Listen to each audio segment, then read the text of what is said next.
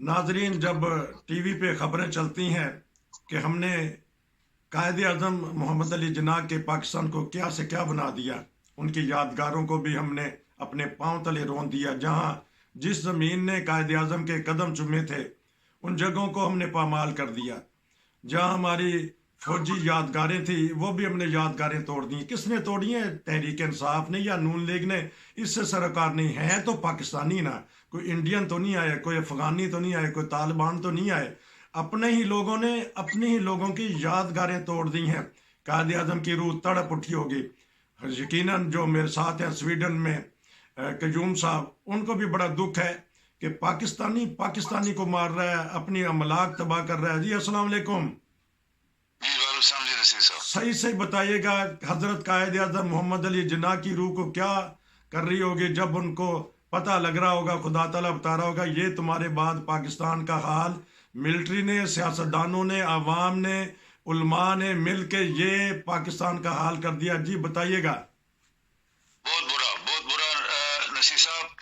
जब मुल्क बनते हैं, आज़ाद होते हैं, तो उसमें से कौमें जो है अपने काबिल लोग, जो कैपेबल लोग होते हैं, दयानतदार, मेहनती, वफादार और मुल्क के को आगे ले जाने के लिए उनके अंदर विजन एक होती है, उनको इलेक्ट करते हैं और उनको फिर कहते हैं कि ये मुल्क चलाओ। पाकिस्तान 75 साल से हम एक बात कर रहे हैं, नहीं चल रहा और उसके सबूत है। आज देख ले, स्टैंड स्टिल खड़ा है पाकिस्तान। कोई पैसा नहीं है इनके पास, कोई सिस्टम सारे फेल हो गए।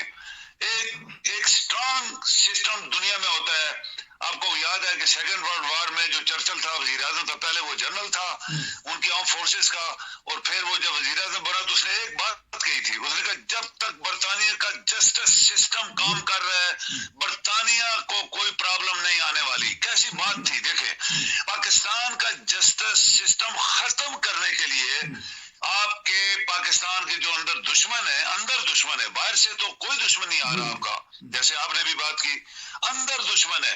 पाकिस्तान का एक आखिरी दीवार को भी गिराने की कोशिश कर रहे हैं, उसमें सब शामिल है, सब अदारे शामिल है, और पाकिस्तान फिर पहले ही नहीं चल रहा है, हम लोग दोहरा रहे हैं और इसको खत्म करने के लिए आखिरी दीवार को भी गिराने की कोशिश कर रहे हैं। लेकिन अल्लाह का शुक्र है, ये मैं बात दोहरा रहा हूँ, 2-3 दफा दोहराई है कि आपकी जजिशरी, आपके जो जजेस हैं उनके अंदर दिलेरी पैदा हुई है। आपका चीफ जस्टिस डट के खड़ा हुआ है, वरना ये खत्म हो जाते। उसकी उसकी तजलील की गई, पार्लियामेंट में गालियां दी गई, उसकी बीवी को, बच्चों को, उसके सारे फैसलों को माना नहीं गया, और आज भी कहते हैं कि हम तुम्हारे फैसले को नहीं मानेंगे।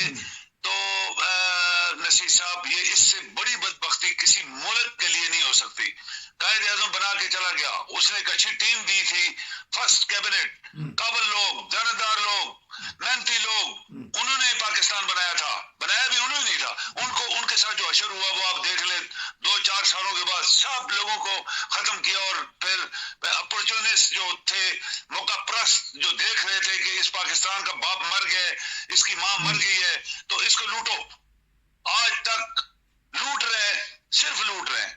तो पाकिस्तान के अवाम बेबस तमाशा देख रहे हैं, सब अदारे लूट रहे हैं। आप देखें कि जिन अदारों को हमने खरबों डॉलर दे के बनाया कि वो पाकिस्तान की हिफाजत करेंगे, वो भी इनके साथ मिल गए। इन गुंडों के साथ, कातलों के साथ, मनी लॉन्डर के साथ, टेररिस्ट के साथ, सब मिल गए। तो नसीर साहब, हम तो मुसलमान है ना, हम अल्लाह ताला से दुआ जरूर करते हैं, लेकिन अल्लाह ने अकल दी है। अल्लाह ताला कहता है पहले तुम अपनी अकल इस्तेमाल करो और नेक, जानदार, मेहनती, वफादार लोगों को चुनो और उनके हाथ में इस मुल्क की बाग दो, ताकि वो रात दिन काम करें। और अगर दुनिया सारी नसीब सब चल रही है तो हम क्यों नहीं चल पाए? अगर आपका बांग्लादेश भी हमसे निकल के चल रहा है तो हम क्यों नहीं चल पाए? ये हमारी बदबख्ती है, और हमें बहुत तकलीफ है, बहुत ज्यादा तकलीफ है उन लोगों को जो बाहर रहते हैं, क्योंकि हम दुनिया की तरक्की को देख रहे हैं अपनी आंखों से, और पाकिस्तान के अंदर लोग जो हैं वो सिर्फ उसको लूट रहे हैं, पाकिस्तान को। और जो हम कहते हैं ये लीडर्स, ये कोई लीडर नहीं है।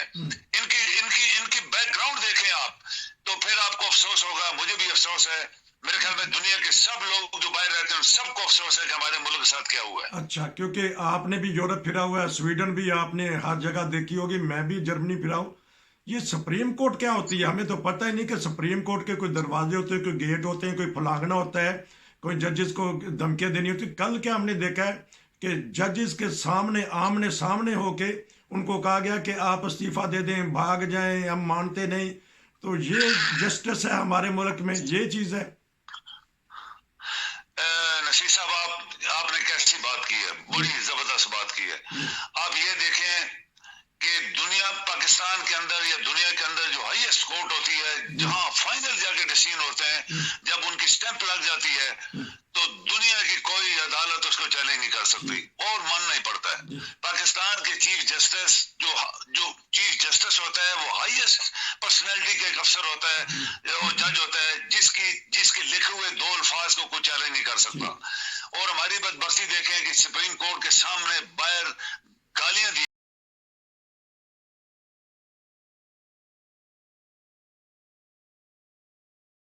کے اندر جو ڈاکو ہے، قاتل ہے، منی لانڈرز تھے، ٹیرورسٹ بیٹھے ہوئے ہیں، وہ اس کو بکواس کر رہے ہیں، گالیاں دے رہے ہیں، ہم تمہیں مانتے نہیں، ہم تمہیں نہیں مانتے. تو آپ مجھے بتائیں پاکستان کیا کرے گا؟ نہیں چلے گا. آپ کے ادارے جو ہم نے بنائے وہ سارے خاموش بیٹھے ہیں، وہ اپنی اپنی ڈگر پہ بیٹھے ہیں، سب کے ہاتھ میں گھوڑا اور رسی ہے اور وہ اس کو چلا رہے ہیں، اوپر بیٹھ کے یاشی کر رہے ہیں، کھانے پینے کے لیے، گھر کے لیے سب کچھ ملا ہوا ہے. وہ کون دے رہا ہے؟ پاکستان، چاہے ادھار ہی لے کے دے رہا ہے لیکن دے تو رہا نا.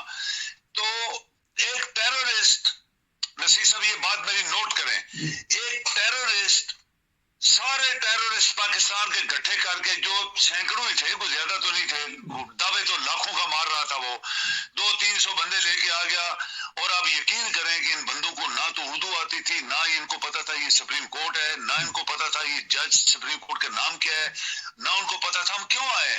بلکہ لوگوں نے سوال کیے تو وہ منہ ادھر ادھر مار رہے تھے. ایک آدھ بندہ بولا ہم کیوں آئے؟ کہتے ہم نے سپریم کورٹ کے جج کے خلاف نعرے مارنے ہیں. کیا نعرہ مارنا ہے؟ ڈیزائن کرو. ابھی اندازہ لگائیں جب اس طرح کے ٹیرورسٹ لوگ آپ پکڑ کے لے آئیں گے تو پھر تو پاکستان کا بیڑا غرق ہو جائے گا نا. اور میں آپ کو دعوے سے کہتا ہوں کہ یہ جو یلو ٹائپ کی شلوار قمیضیں، یہ اس طرح کی وردی پہنے ہوئے لوگ تھے، یہ میں نے خود ایک فلم میں اسامہ بن لادن کے ساتھ افغانستان کے پہاڑوں پہ گھومتے دیکھے ہیں اسی یونیفارم میں. اور میں نے بار بار آپ کے پروگراموں میں بھی کہا کہ یہ جو ایک بندہ ملا ہے جس کا نام فضلو ہے یا فضل الرحمان ہے، یہ ٹیرورسٹ اس نے پیدا کیے ہوئے ہیں. 1 لاکھ بندے سے کم نہیں ہے. وہ 50,000 افغانستان میں بیٹھتے ہیں، 50,000 ادھر ہیں. ادھر سے جب یہ تھکتے ہیں ادھر جاتے ہیں، ادھر والے تیار ہو کے پھر ادھر آتے ہیں، مارتے ہیں. آپ یہ یقین کر لیتے کہ اگر یہ 4 دن یہاں بیٹھتے تو ان کا اشر کیا ہوتا. اور 4 دن آپ کی بارڈر کے اوپر سب امن امان ہو گیا ہے، کوئی بارڈر کے اوپر قتل و غارت نہیں ہوئی. جب یہ واپس گئے تو انہوں نے قتل و غارت شروع کر دی. آج پھر قتل و غارت شروع کر دی. تو نصیر صاحب یہ سب کچھ ہوتے ہوئے، آپ کے ادارے ہوتے ہوئے، ہم اگر باہر سے یہ باتیں بتا رہے ہیں تو جو اندر لوگ بیٹھے ہیں وہ کیا کر رہے ہیں؟ اچھا، اب اندر کی بات بتائیے گا کہ آج 2-3 بڑوں کی ملاقات ہوگی، بیٹھیں گے، کیا حالات دیکھنی ہے پاکستان کے؟ یہ قومی سلامتی کمیٹی کے اجلاس ہوتے ہیں تو کیا چیز اس میں رکھیں گے؟ یہ جو ان سے انہوں نے پکڑ دھکڑ کر رہے ہیں، اس معاملے میں تھوڑا سا بتا دیجیے گا. اور کوشش کریں اگر بھائی جان کے کس غیر جانبدارانہ ہو کے پاکستان کا ہمدرد ہو کے اگر تبصرہ کریں گے تو نہیں تو بعض دفعہ لوگ کمنٹس کر دیتے ہیں کہ بتائیے گا. دیکھیں پاکستان کے اندر ایسے عہدے بنائے گئے ہیں جن سے پاور کھینچی گئی ہے. جیسے پریزیڈنٹ جو ہوتا ہے اس کی بڑی پاور ہونی چاہیے. جب وہ دیکھے کہ ملک کے حالات ایسے خراب ہو گئے اور سیاسی پارٹیاں اور سیاسی لوگ، لیڈر تو کوئی نہیں ہے نا، یہ ہم نے بنائے ہوئے نا، اس کو جب ملک کو لوٹنا شروع کر رہے ہیں، اس کو کاٹنا شروع ہو گئے، اس کو چاٹنا شروع ہو گئے، تو پاور آف پریزیڈنٹ ایسے ہونی چاہیے کہ ان سب کو ڈسمس کرے، نئے الیکشن کروا دے جیسے دنیا میں ہوتا ہے. پاور آف پریزیڈنٹ یہ ہونی چاہیے کہ جو آرم فورسز کے 3 جنرل ہیں وہ اس کے نیچے ہونے چاہیے. وہ جس کو چاہے ہٹا دے، جس کو چاہے پروموٹ کر دے، جس کو چاہے ڈسمس کرے، جس کو چاہے اس کی پروموشن روک دے. یہ پاور آف پریزیڈنٹ کی ہوتی ہے. اچھا، آپ کے ملک میں سب کچھ نہیں ہے، وہ نیچے لیول پہ ہے اور وہ اپنی مرضی استعمال کر رہے ہیں. پریزیڈنٹ وہاں بیٹھا ہے ایز اے ہیڈ کلرک بیٹھا ہوا ہے، chairman joint chief of staff committee as a head clerk بیٹھا ہوا ہے، اور باقی لوگ اپنی وہ جو دل کرتا ہے وہ کرتے جا رہے ہیں. تو ایسے ملک نہیں چلتے نصیر صاحب. ملک چلانے کے لیے سب سے بیسٹ जो ऑप्शन होती है वो होती है इलेक्शंस। अच्छा। आप देखें कि तुर्की में दुनिया ने देखा कि वहां पे उनके लाखों दुनिया मरे, जलजले के अंदर मारे गए, शहीद हो गए, करोड़ों अरबों की प्रॉपर्टी तबाह होगी, लोग सड़कों पे आए, बच्चे बूढ़े जवान। लेकिन इलेक्शन टाइम उसके सदर ने कहा कैंसिल नहीं हो सकते, हमने इलेक्शन करवाने ही करवाने हैं। और वो इलेक्शन कल हो गए परसों तरसों, उसमें जो भी पार्टी आएगी वो फिर आगे मुल्क को लेके चलेंगे।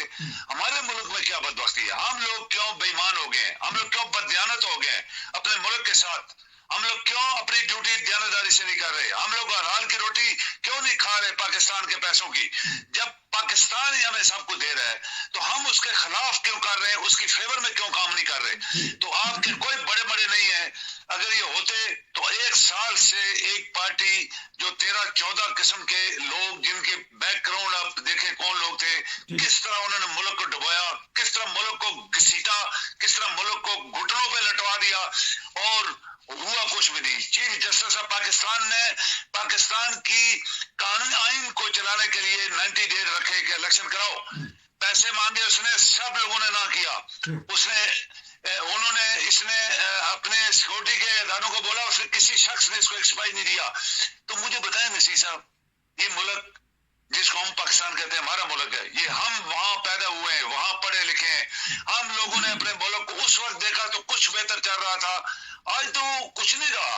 आज तो जिन्होंने लूटा वो फिर लूटने के लिए तैयार हो रहे हैं, दांत छान रगड़ रहे हैं, हाथ पांव भी तेज कर रहे हैं। तो जो बच गया पाकिस्तान का उसको भी खत्म करो तो पाकिस्तान नहीं चलेगा। ये बात याद रखें नसीर साहब कि बांग्लादेश के पास $80 बिलियन उनके रिजर्व पड़े हुए हैं, बैंक में रिजर्व पड़े हुए हैं, और हम कई $100 बिलियन के मकरूज हैं। तो फिर आप बताएं मुल्क कौन चलाएगा।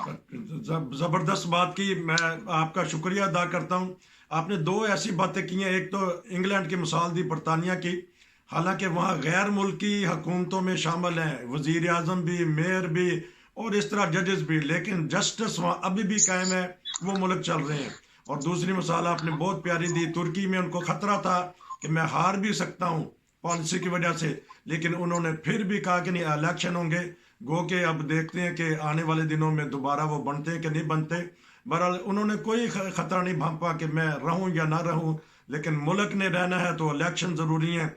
यही दो बातें अगर हमारी हुकूमत, हमारे हुक्मरान मान लें कि अगर जस्टिस हमारा दुरुस्त हो जाए और हमारा इलेक्शन का सिस्टम, क्योंकि आवाम ने ही राय देनी होती है, ये सिस्टम दुरुस्त हो जाए तो पाकिस्तान अपनी जो पटड़ी पे है दोबारा चल पड़ेगा।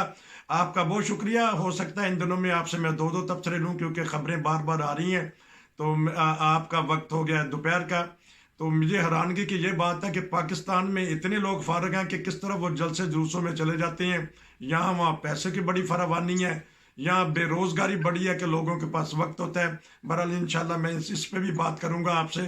कभी हमने स्वीडन में भी जुलूस जलसे देखा है।